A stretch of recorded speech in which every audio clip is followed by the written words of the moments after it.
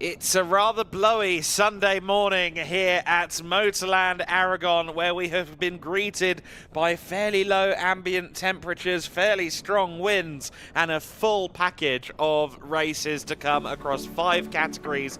This is the GT Wind Series weekend here at Motorland Arágon. My name is Adam Weller. I'll be joined by Izzy Browning and Lucas Gajewski on today's broadcast. This is our circuit for this weekend, the 18-corner 5.3-kilometre circuit known as Motorland Arágon, a venue that for the past 15 years has been one of the most revered circuits here in Spain.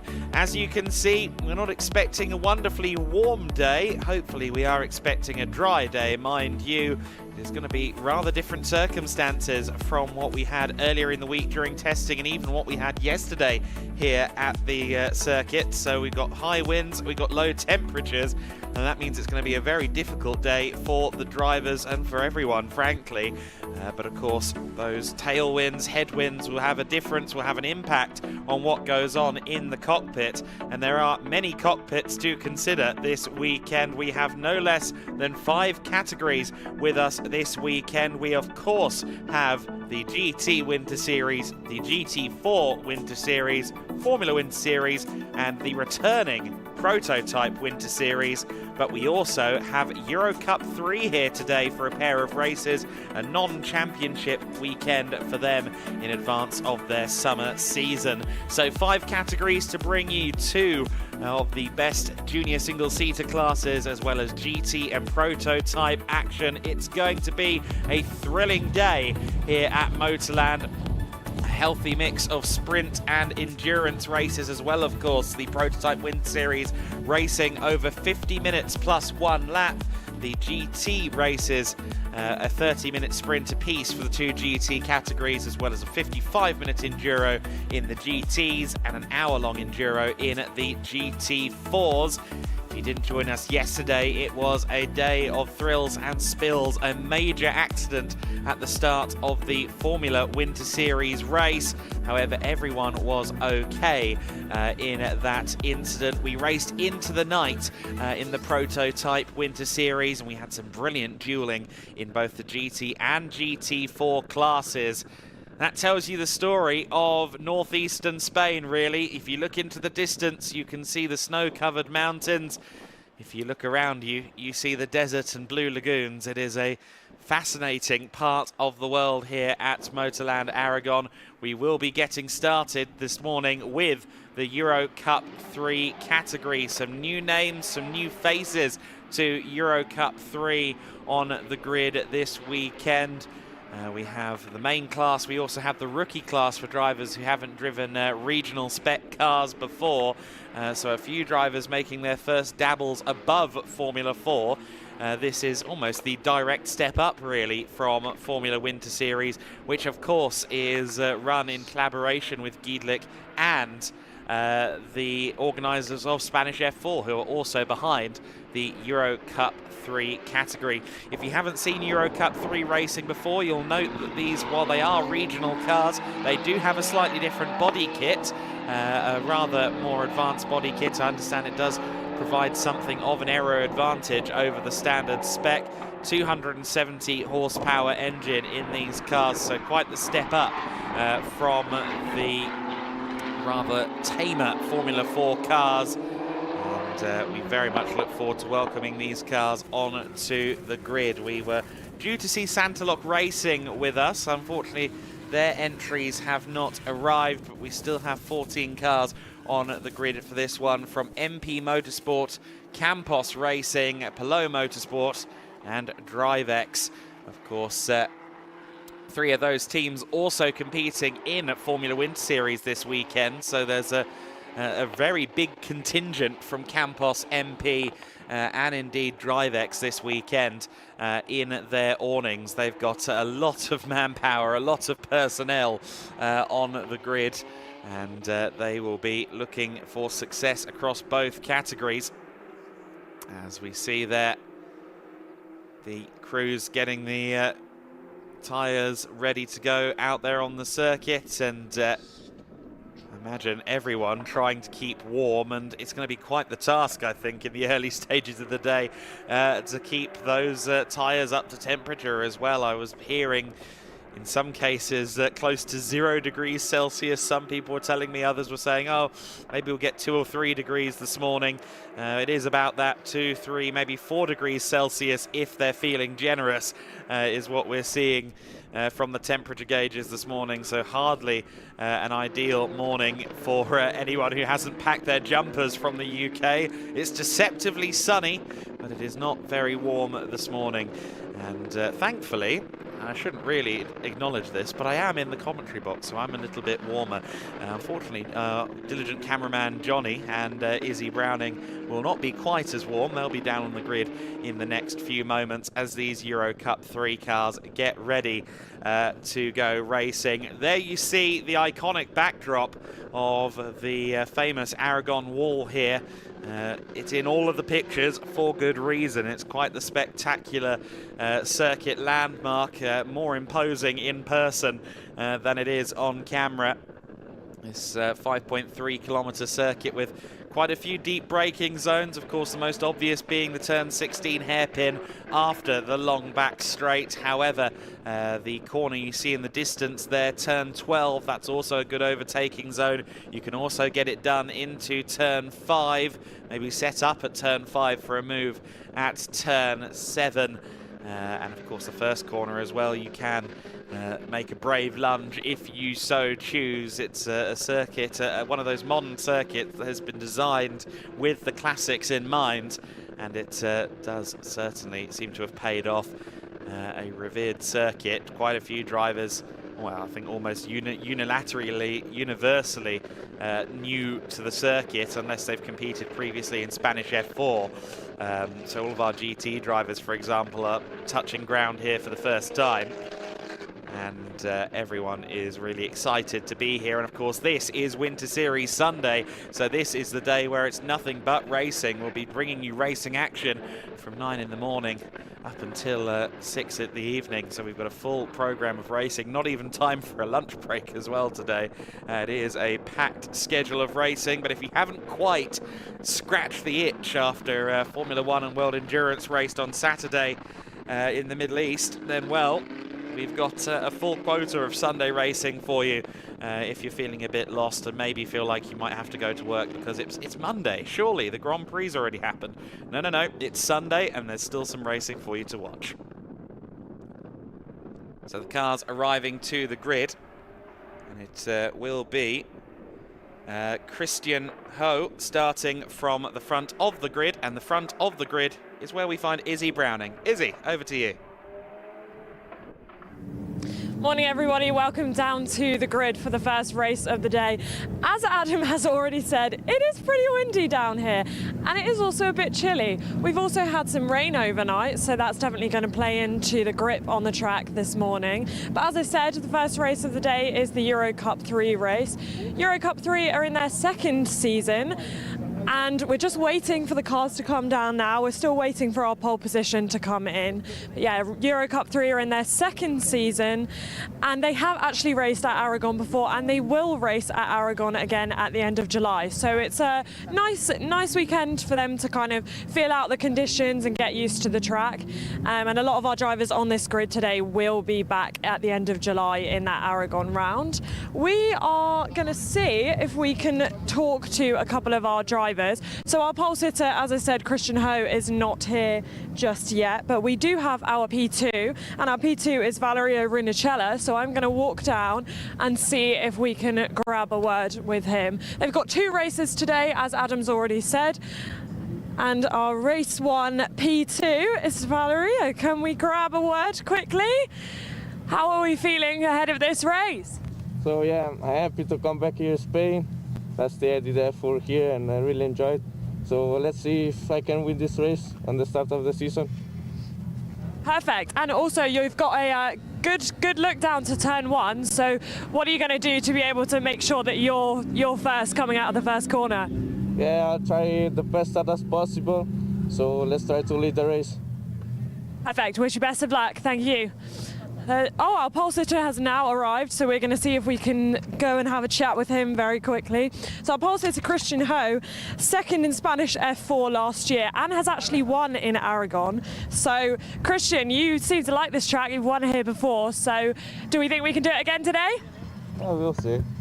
I think it'll be a pretty hard race to manage. It's my first race in Eurocup, so yeah, we'll see. But obviously the goal is to win. Perfect, we wish you best of luck for today.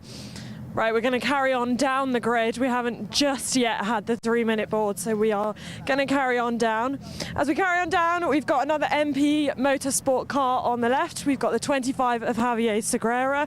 Javier's competed in GB3 2 seasons, one with Elite and one with Carlin, now the Rodin team. And one thing to say as well that Adam has also said on the commentary is a lot of our teams are doing the Formula Winter Series as well. It's been a very, very busy night for Campos Racing. They obviously were rebuilding that car of Maciej Guadish in the Formula Winter Series yesterday, and they've also got cars out on the Eurocup 3 grid. As we continue down, we've got Owen Tangavelu. He competed in Freca last year, so a lot of these cars, as Adam said, based on the regional car but with an updated body kit, and you can kind of see quite a nice front wing, I'd say. If we just come down here on Noah Lyle's car, you can kind of see it's a more sophisticated front wing than some of the other cars in the regional categories. Noah Lyle starting alongside, so Noah has competed in British F4 last year and Spanish F4, and he'll be looking to have a good season in Eurocup this year. But for now, we're going to head back up to Adam in commentary. Thank you, Izzy. As we saw then, Christian Ho on pole position for this one. The mechanics now vacating the grid. The 1-minute board has been displayed. The 15-second board is about to go up, so cars will momentarily be rolling for our first race of the day, and it will be Eurocup 3 with the first of their 2 non-championship rounds here at Arágon. Of course, so we alluded to the fact that we will be back here in late July in the Eurocup 3 sphere. Of course, it will, with any luck, be a lot warmer by the time they come here, but this is going to be some great track knowledge for our drivers. It also establishes hierarchy among our drivers. About half the field, in fact more than half the field, are new to regional spec cars, and they'll all be looking to stake their claim. You can denote the rookies by the red numbers on the car. And we'll talk you a bit more through that as we get on with the racing action. So then, the grid for this race, it is Christian Ho starting from pole position for Campos. Valerio Rinicella is next for the 55 team. That is, of course, an MP Motorsport entry. Javier Segura is in 3rd place alongside Owen Tangavelu. Noah Lyle is in 5th place alongside Emerson Fittipaldi Jr. Theodore Jensen is next in 7th place alongside Michael Shin. Solomon Zanfari is in 9th place alongside Georgi Zuravsky, and Garrett Berry starts 11th place alongside Gaspard Legalay. Row 7 of the grid is also our final row. Brought in the 55, scored 6 podiums on his way to 4th in Formula 4 UAE in the winter of 2023, and was actually 3rd place behind Christian Ho in the 2023 Spanish F4 Championship. So he will be very keen to try and beat Christian Ho on this occasion, given what happened in the championship scrap last year with Christian just outscoring Valerio Rinicella. Valerio might have a slight edge because he did the first 2 rounds of Formula Regional Middle East with MP earlier in the year. Whereas, as you heard from Christian there, it's his first regional spec car race. So he's going to have a little bit more to contend with here in terms of maybe first time going into the deep water on the first try. You see everyone trying to get some temperature into the tyres at the last minute. Of course, a wider, chunkier tyre on these cars versus the FWS machines as well. So it's that little bit harder to get the surface of the tyre up to temp. We can see the cars now just lining up. It will be Valentin Klus that lines up last at the back of the order. Expect him to come through in the Campos Racing number 5. For the first time today, we will go racing for 30 minutes plus 1 lap. The green flag flies. It is time for the Eurocup 3 2024 season to get started with this non-championship round. We are underway, and it's a very good start from Rinicella, but still to the front of the order as they go through turn 1 is Christian Ho. Everybody else through the first couple of corners cleanly, and it is the Campos driver that leads the way from Rinicella, from Segura, from Noah Lyle. I think they're in 4th place, side by side further back in the pack, and one of the Drivex cars there just being forced slightly out wide. I believe that was Zurawski side by side with Berry further back in the pack. Some lockups as they run through turn 5. Side by side with the number 2 car there that we see in the hands of Noah Lyle. Noah Lyle with the Lee Exotics backing, which we also see on Bianca Bustamante's FWS car. So they have a fairly active presence. They also had back to car in the Bathurst 12 Hour a couple of weeks ago. Again, everybody seems to have got cleanly through the first few corners, which is always the first battle.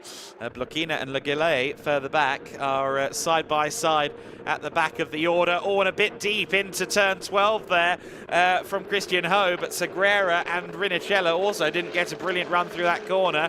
I just wonder if they're struggling there with some tailwind pushing them into the turn, so to speak. Round the outside there in the Drivex car goes Zurawski and loses out a little bit on that one. They compact together at turn 15, but I think just about everybody stayed clean-ish as Rinicella and Segura run line astern. Looking to the outside here is Rinicella, who fell behind Segura. Segura holding 2nd place then. Oh, and very, very, very deep into the corner goes, well, half the field, maybe more. One driver going straight on there, didn't quite catch who that was, going straight on at turn 16, but everybody continues on their way. We'll see the order then as they come past 3 wide in places as they work their way through. Christian Ho from Javier Segura from Rinicella is your top 3. The Pelot cars there getting into it, the black machines further back. 4th place now is Noah Lyle ahead of Owen Tangavelu. Theodore Jensen 6th and Emerson Fittipaldi Jr. 7th, but we've got a safety car out on the circuit, and only 12 cars came across the line, so we might have lost a couple of cars in that one because 14 cars took the start. That said, all of them are registered as coming across the line on my timing screen at the end of the first lap, so I'm not sure quite what has caused the safety car just yet. Theodore Jensen, Garrett Berry and Emerson Fittipaldi Jr. 6th, 7th and 8th. Valentin Klus up to 9th place. It was Michael Shin who went straight on in such a big way going into turn 16. We do have the safety car out. We do have the snatch vehicle running parallel to the track there at turn 11, which, now there is the answer to the question of why we have a safety car out there, and the answer is Le Gillet. So the 20 car is in the gravel, and has Blokina actually crossed the line at the end of the first lap? No, she hasn't, so Blokina seemingly also involved. There are seconds. Yes, there is. There's a second car just hiding behind the kind of hill in the middle of that section of circuit. Could just make out the rear wing of the Blokina car as well. So that means that unfortunately the 2 Drivex cars that I did mention were side by side, unfortunately managed to find each other while going side by side. So Victoria Blokina and Gaspard Le Gillet have not had the start to the weekend, the start to their 2024 seasons that they would have hoped. And the safety car is out as a result of that. A costly error for Michael Shin, though, on that first lap of the race. just straight on into turn 16. Rather remarkable that no one seemingly made contact at turn 16. We saw them all go deep into the corner. Seems as though the wind is blowing them down the straight then. They don't have the luxury of headwind slowing them down. They've got the inconvenience of the tailwind pushing them into the corner. And we saw the effect of that going into turn 16. So it's Christian Ho from Javier Segura, your top three. Segura comes in not in the rookie class, so he's got a little bit more of a background in Eurocup 3 specifically, as a matter of fact. Scored 3 podiums in the 2023 Eurocup 3 season. And before that ran 2 years of GB3, so he's had a few years of running just below FIA F3 level. So he's got some good experience. He had some very good results last year in Eurocup 3, so one would expect him to be a favourite on this grid. And sure enough, he's already moved up to second place from row number 2. Of course, you hear the name Emerson Fittipaldi. Emerson Fittipaldi Jr., the youngest son of the 2-time Formula 1 world champion and 2-time Indy 500 winner. Emerson Jr. came into cars via Danish F4 in 2021, took 3 victories in that season, and has been running Italian and German F4 in 2022, Freca last year, and is now coming into Eurocup 3. A driver with some name recognition, to put it very, very lightly.